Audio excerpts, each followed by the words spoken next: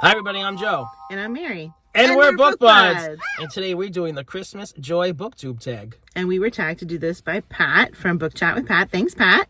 And it was originally created by Sandy Says Read. So we'll put the information in the description below.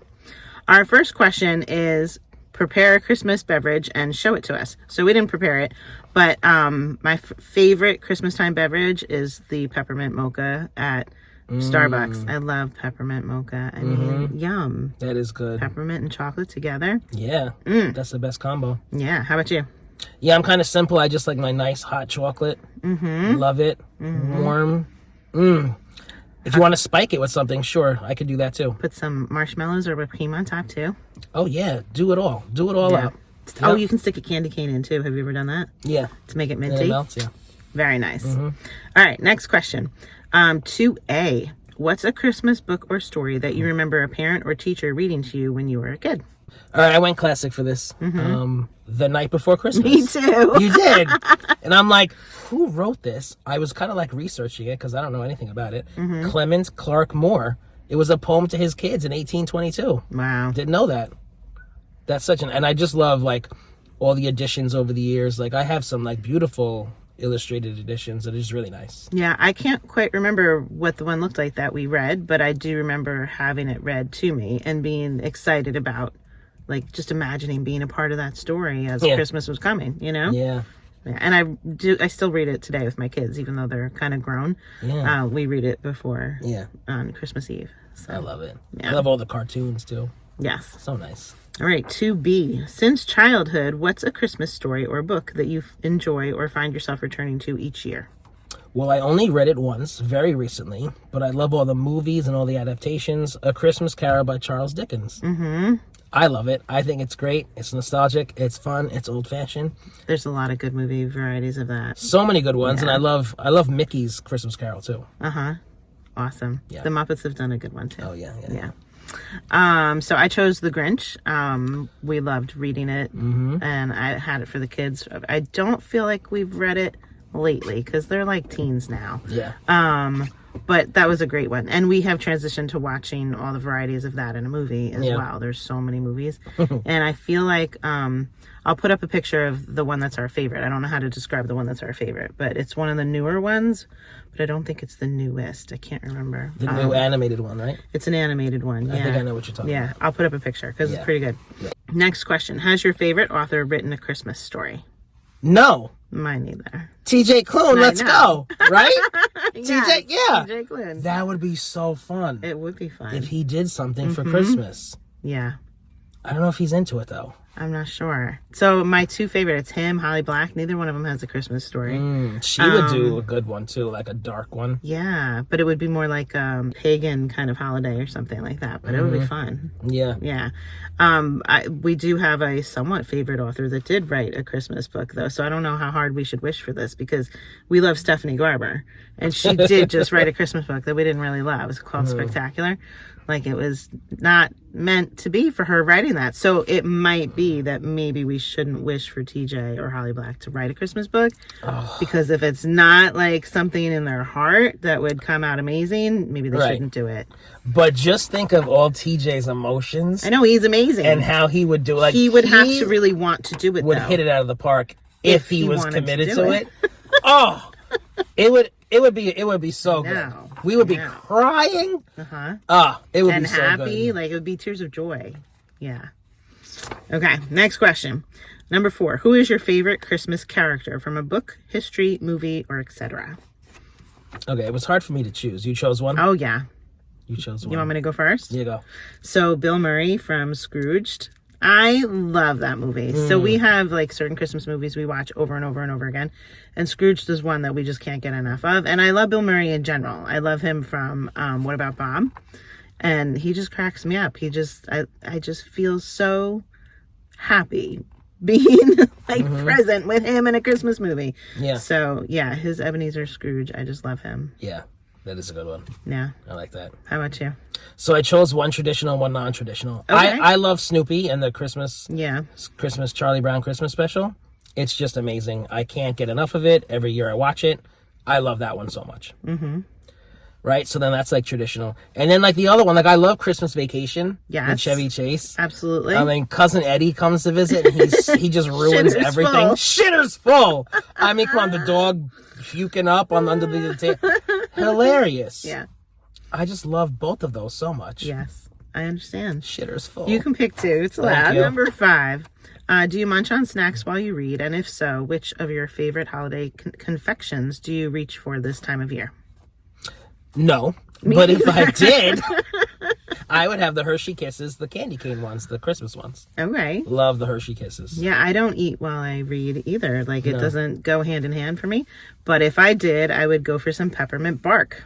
Chocolate and peppermint. Good choice. Yep. Love it. That is good. Okay, next one. What's a Christmas tradition that you will never outgrow, and where did it come from?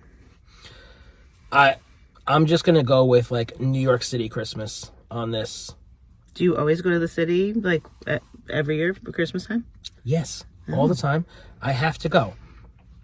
There's so much to do, whether it's to see the Rockefeller Christmas tree, to go skating, to go to Central Park, to go see the Radio City Rockettes, you know, the windows at Macy's. Like, if you just, like, walk up Fifth Avenue, they have so much. And I think last year they closed it, and everybody was just walking. There were no cars allowed, and they just had such awesome stuff all throughout, like stages, people performing. So like they really amped it up. I wonder if they're doing that this year. The pop-up shops, the Christmas pop-up shops at Columbus Circle and Bryant Park.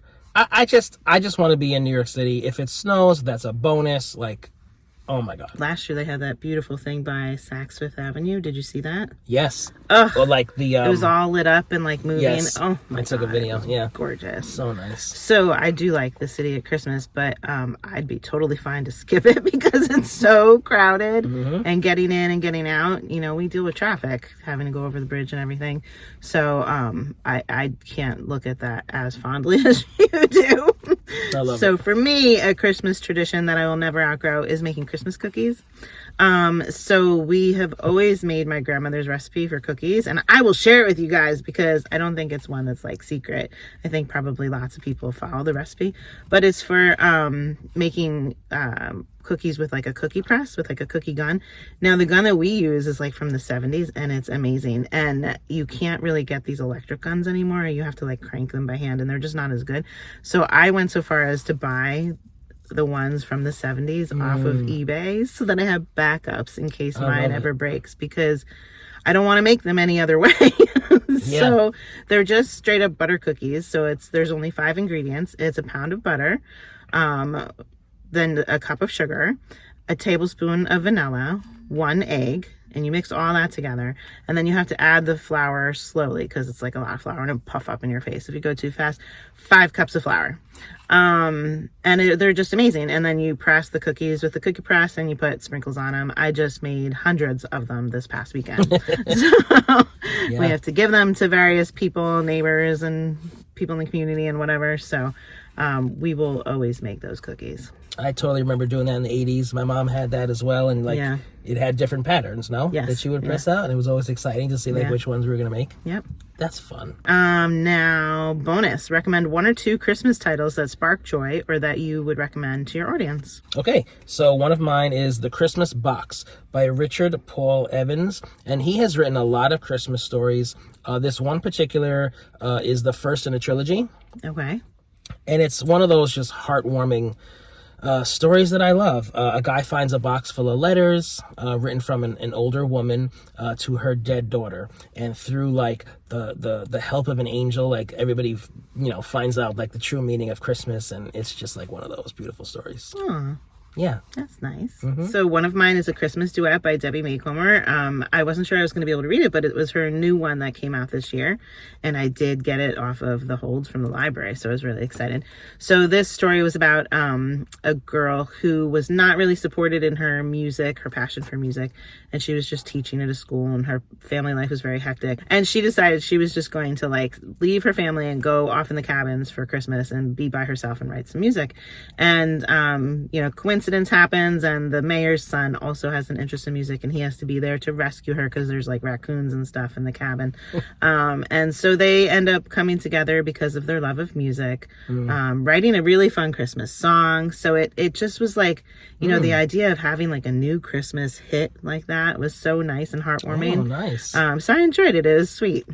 Good story. I love it. Do you have another one? Yes, I have The Christmas Wish by Richard Sidaway. So this is about a man who comes home after his grandfather dies, coming home from the big city to a small town. And through going through the grandfather's things, the grandmother finds journals. And in it, he reveals that he goes and visits this woman named Lillian every Christmas Eve. And he actually writes, and they're like, okay, you know, the grandmother and the grandson are gone. Now I can go visit Lillian. He writes that in there. So they're like suspicious, you know, was he having an affair? So then the hunt is on to find this Lillian. And when they find out, it blew me away. I was like, oh my God. It's a good one. Yeah, it's a beautiful story. Nice. And then another one for me is Talk Santa to Me by Linda Urban. I read this one last year and it was just so darn cute. I mean, the girl, her name was Frankincense, and I think they shortened it to Franny or something. And she was working in a Christmas store that was her family's Christmas store. And things were kind of like falling apart. She was trying to help the things still go according to plan, and her aunt was taking over, and she was trying on all these different outfits that the workers were going to have to wear, and she was wearing like elf costumes and having to critique them, and she hated them. But it was just like so much Christmas detail, like flooded into everything that I loved. And her dad was running like a Santa school about training Santas about how to be the best Santa, like how you handle difficult questions and things like that. And then there was a boy selling Christmas trees across the way that she was interested in, so there was a little love interest. I just thought it was the sweetest, cutest Christmas read ever. It's like written for teenagers, but I loved it. Absolutely loved it. Very nice. I hope she writes more like that. Yeah. So now we have to tag some others to join in the spirit of the season. I know it's kind of late, so if you guys don't get around to it, you could pin it for next year maybe. Who do we tag? We're going to tag Book Blather and Bookstalgic and Chris Reviews and MJ at Reading This Life. Have fun with the tag, guys. If you're enjoying Book Buds, give us a thumbs up. And share us with your friends. And subscribe to our channel, Book Buds! We love being tagged.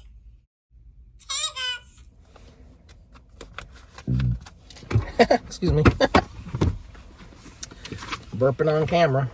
I picked A Christmas Duet by Debbie Makeover. Why are you sitting up weird? Are you like burping? Yeah, did you see that? Yes. I like had like a body shift. I'm like, I'm like, do you want this on camera? and I was trying to like not have it be noisy, so it's like, You're hilarious. I can't wait to hear your answers.